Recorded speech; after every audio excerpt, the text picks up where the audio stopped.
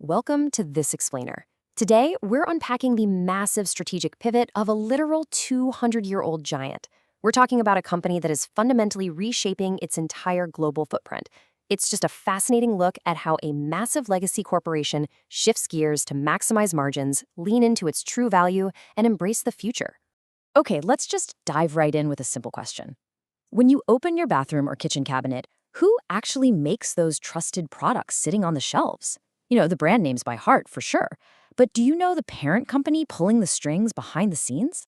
You've got Mucinex for that stubborn cold, Dettol for first aid, Durex, Lysol for wiping down the counters, and Finish for your dishwasher. You probably use these daily. They are absolute staples of modern living.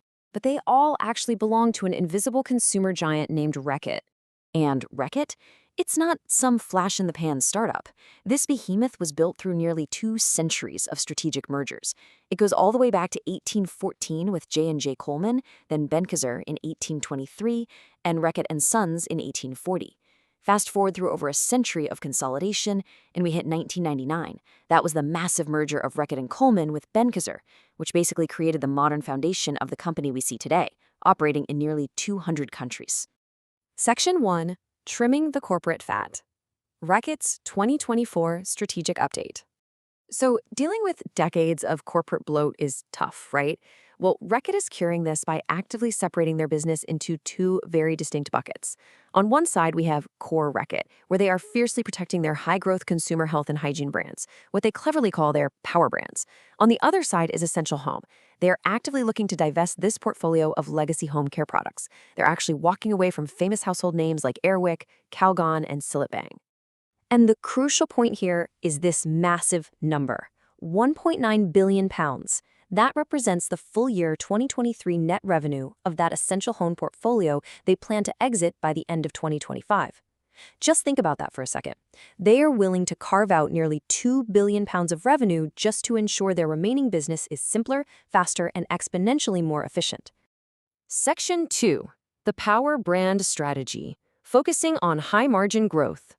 By carving out those legacy brands, Reckitt transforms into a much leaner machine, completely laser-focused on high-margin growth.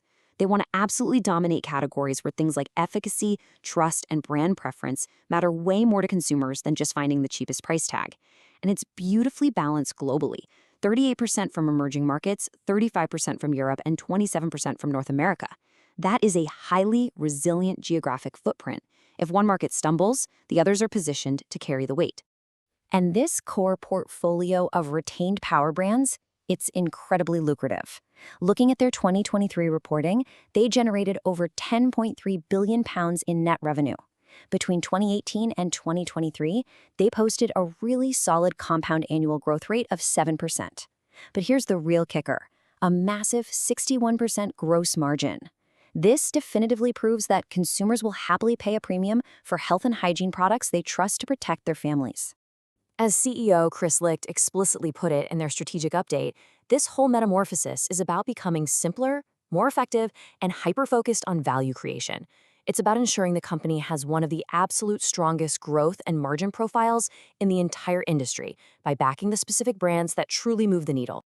Section 3, AI and digital science, accelerating the innovation pipeline. But look, trimming the fat and focusing on power brands is really only half the battle. You also have to consistently out-innovate the competition. To do that, Reckitt is harnessing generative AI and predictive science, saving up to 70% of time on lower added value routine tasks across their research and development functions. Imagine just giving your top scientists 70% of their time back so they can focus strictly on breakthrough innovations instead of endless physical testing and paperwork. They are completely changing how innovation happens, basically in 3 steps. Step 1 is predictive simulation, using proprietary data to drastically cut down on slow, expensive physical testing. Step 2 utilizes expert generative AI to augment their scientists' decision-making and accelerate workflows. And Step 3 is scaled innovation, which is all about proving the value of an idea early so they can rush superior consumer solutions to the global market much, much faster. And the direct result of this digital science integration? A 25% year-on-year increase in average project size, specifically regarding expected incremental net revenue.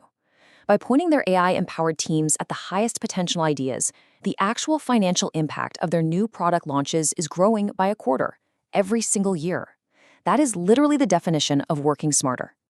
Section 4. Measuring global impact, ESG, and corporate responsibility.